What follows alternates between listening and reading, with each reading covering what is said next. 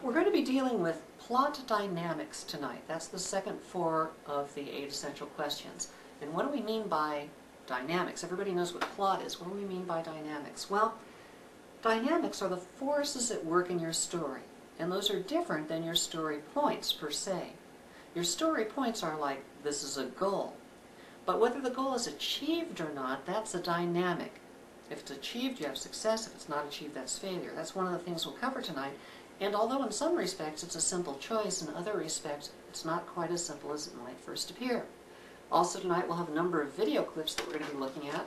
Pardon me while I put on my reading glasses. We'll be looking at examples of action-driven stories, examples of decision-driven stories, time lock stories, option lock stories, and then we'll have a group of stories that represent all the different combinations of the story's outcome with success or failure, and the judgment, good or bad. Let's take a look first at the initial one of these plot dynamics, story work. It was originally called story work. In later versions of the Dramatica software, it was changed to story driver, because although this is the kind of work that's done, it's also, being work, what drives the story forward in the plot, and therefore it seemed to make a lot more sense to authors to call it story driver. As a side note, it's important to realize that Dramatica theory is in fact a theory. It's been under development for about 20 years now, and yet it will probably never be finished.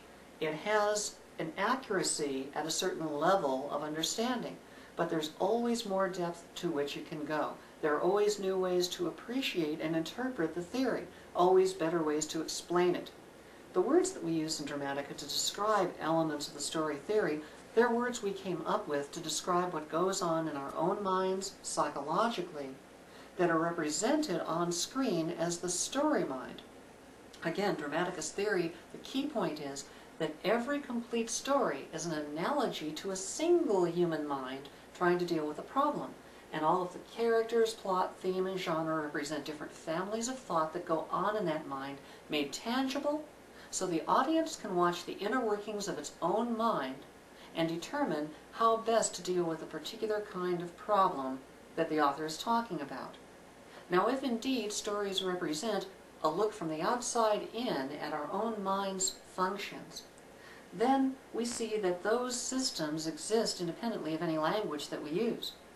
But in trying to map out what these functions are, how they relate to one another, what the structural story points are, and what the dynamics, like plot dynamics this week, are that move them, change their position, change how they relate one to another, you need to come up with words to describe them. And these words are not always the best choices right off the bat.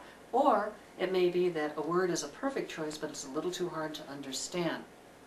In keeping with this, the latest version of Dramatica, which is due out shortly, called Dramatica 4.0, will allow you to have a choice between two different sets of terminology. The initial, very accurate, but almost scientific set of terminology that everyone has been using in the software up to this point, sort of Dramatica classic, as it were. And then there's the new version of the language in which about 20 of these terms have been changed to more understandable, easy to grasp, conversational terms. Now, they're not as accurate, but they're a lot easier to begin with. The only danger is that if you start with those terms and someone else is using the old terms, you may not be able to talk to each other, to another author. One of the purposes of Dramatica was to try to come up with a single common language that everyone could be using to talk about story, by clearly identifying every aspect of story structure and story dynamics. However, because it's hard to get to those words, how to grasp them when they're so precise and almost scientific in their accuracy, this other language has now been included. So we hope it doesn't end up creating a Tower of Babel where one person can't talk to another who's even using the Dramatica software.